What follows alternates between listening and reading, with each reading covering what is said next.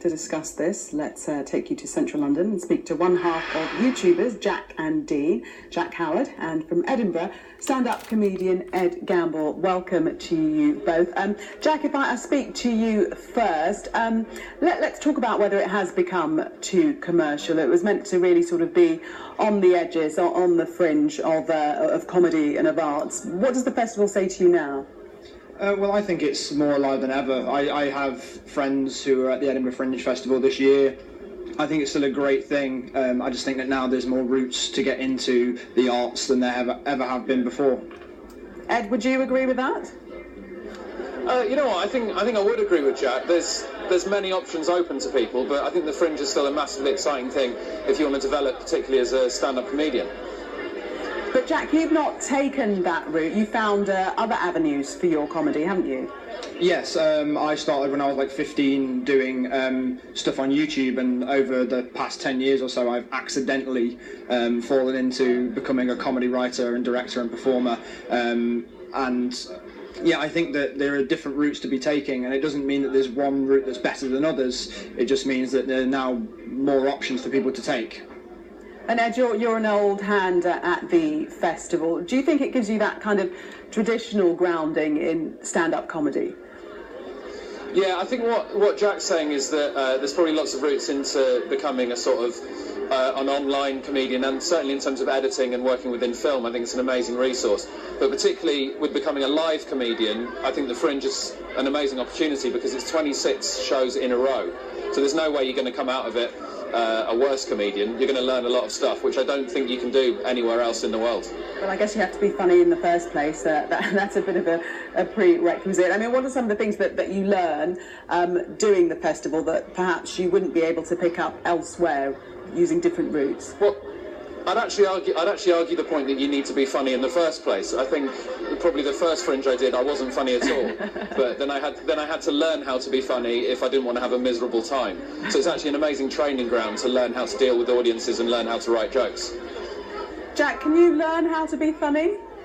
Absolutely, yeah. I hate to think that comedy is like a science, but you can absolutely think of it like that. You can figure out like what makes people laugh. That's what Ed was just saying, that like I've done live comedy before, and it's certainly helped me when I've been doing the more scripted, pre-recorded stuff, because you learn what like beats hit audiences rather than try and guess what that is, and you can find what you find funny personally. You can try and do that, but ultimately you're trying to please an audience, so if it doesn't get a response from them, you're not really doing your job properly.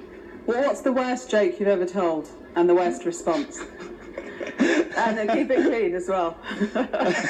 I don't think I've got like a specific thing in my head about what the worst joke I've ever told is, because when I do stuff live, it's like usually to an audience who already know who I am. I haven't done the horrible route that like of going onto a stage and getting a response from people who don't necessarily understand the sort of the place that you're coming from. So I don't really have the worst joke in my head. I'll try and think of one though. Maybe I'll tell it at the end. Okay, I'll give you a little bit of time. Ed, have you ever died on stage, as they say? Of course I have. This is my 12th Fringe.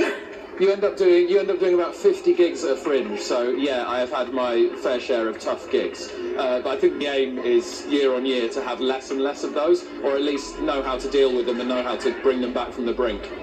And how do you bring them back from the brink? I mean, have you ever had stuff thrown at you? Well, no, not actual physical stuff thrown at me. I don't think. No, I haven't. I haven't had anything thrown at me ever. A few curveballs, but they're more metaphorical. And what's your best joke at the minute? Can you tell us? I absolutely can't. You have to come and see my show at 7:15 in the Pleasance Courtyard. Correct answer. Very good answer. Very good answer. You're teasing us. Thank you. So what would be your tips, Jack, for those who want to really get involved in the world of comedy and want to take those first tentative steps? What would your advice be?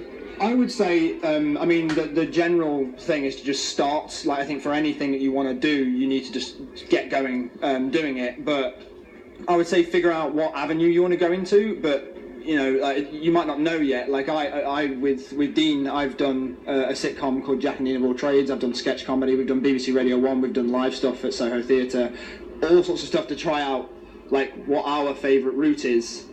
I would advise that you do a similar thing. You like try and figure out which one fits you best, because that's, you know, the best way to learn is by doing. Good advice. Ed, do you think it's changed, the circuit and comedy in general? Do we find very different things funny now? I don't feel like we find different things funny. I think the circuit's changed in that there's probably it's probably more open now. It definitely feels like there's a more of a do-it-yourself attitude, as opposed to, I think, if you started maybe 20 years ago, there was a more established circuit where you could definitely earn a living, whereas now you need to do a little bit more, you need to vary it up a bit, which is why things like YouTube have been really useful, I think, as well, because there's a lot more of that do-it-yourself attitude, really. And the Fringe is an example of that. The Fringe has changed. There's now the free Fringe, there's pay what you want, there's all of these amazing things which gives people who haven't been doing it very long a great opportunity to come up here, try and work out who they are as comedians without losing too much money. And how difficult is it to earn a living, a decent living from comedy? I think it's probably harder if you start now than it was when I started. I think, but like I say, I think you can probably do it for a hobby a little bit longer, because there's way more opportunity to gig, especially up here in Edinburgh. So it's tough, but if you stick at it, I think it's still possible. Jack, have you thought of the joke that you'd like to share with us yet? There's a lot of pressure. No, take your time. I don't think I do, unfortunately. I'm sorry. I feel like I've got like just knock jokes in my head, and they're just terrible all the time. So I think the biggest joke is me sitting here now. Like that's the biggest joke I can come up with. Oh, I'm so sorry to do that to you, but you must get that all the time. And I've heard comedians say absolutely, that the worst is when people say, "Go on, tell us a joke, make us laugh." It doesn't work like that, does it? Yeah, absolutely. Especially because I think it's important to distinguish the fact that like what sort of comedian you are. Because I would say I'm more of a comedic writer and director rather than a joke teller. Whereas I think that there's different versions of that same job. So if you're in a taxi and you tell a taxi driver that you do jokes for a living, they definitely want to hear one, and that's annoying. Pressure. Ed, what type of comedian are you? Certainly not one who can whip out a joke right now for you. We'd be here for up to 7 minutes. Your mistake, by the way, Jack, is telling a taxi driver that you do jokes for a living. That is an utter mistake. Always a lie. Yeah, ridiculous. A stupid amateur mistake I've made. Yeah.